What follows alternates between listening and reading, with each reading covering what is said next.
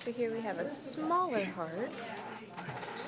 We have the base here, the apex here on the bottom. The coronary sulcus is the depression right under here. The anterior ventricular sulcus is the depression here. You can actually feel it better on this heart than you could on the previous one. Posterior ventricular sulcus is on the back side. So if you hold the heart, the anterior one goes kind of diagonal. The posterior one, you're going to see it as a more straight up and down. I could ask. The epicardium actually surrounds the entire heart. The myocardium is in between the epi and the endo, and it's more of like a meteor flash. The endocardium lines the interior ventricles of the heart. The trabecula carne, I pull this part off, it's going to be these little ridges in here in the flesh, is the trabecular carne. I got kids in college, okay? Right and left atria. You're going to find, we can do it with this off, so you have your right atria, your left atria, your right ventricle, and your left ventricle. So it's flopped, so you got to think of it as, this is my left side here, this is the right atria. Left atria, right ventricle, left ventricle. You can definitely tell the left from the right ventricle. Quick identification is the left side is way thicker than the right side. The interventricular septum is this meaty flesh part here. It actually creates a whole entire wall that goes through the anterior all the way to the posterior side of the heart. So this is the interventricular septum right in here, this big meaty flesh part. The moderator band would be seen here normally, and it would be a band that kind of segregates it. It's only seen in the plasticized heart, so I'll get to that after this. The atrioventricular valves, also known as the AV valves, are found in the left and right ventricles.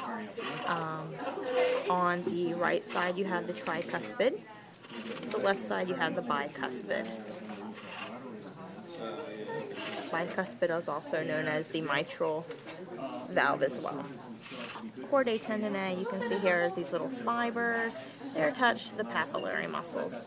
Papillary muscles are attached to the ventricular wall. Same thing on the other side. Chordae tendineae, papillary muscles, and they are attached to the ventricular wall.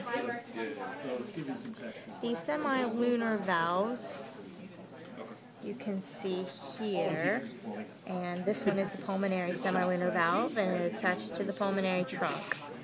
What we get in here is the aortic semilunar valve, and it goes up into the aorta.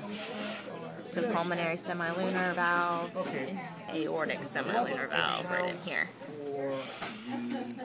Some of the major vessels that we do need to know are the superior vena cava right up here, and down here we have the inferior vena cava. Superior, inferior. The pulmonary trunk, back up front here, pulmonary trunk right here, and the pulmonary veins, let me put this back on. Okay, that's all. Next to our heart here. I can do that without looking at the Yes, that's why I said you have to break it down and make a comparison either between Pulmonary veins, right over here. So pulmonary trunk, pulmonary veins.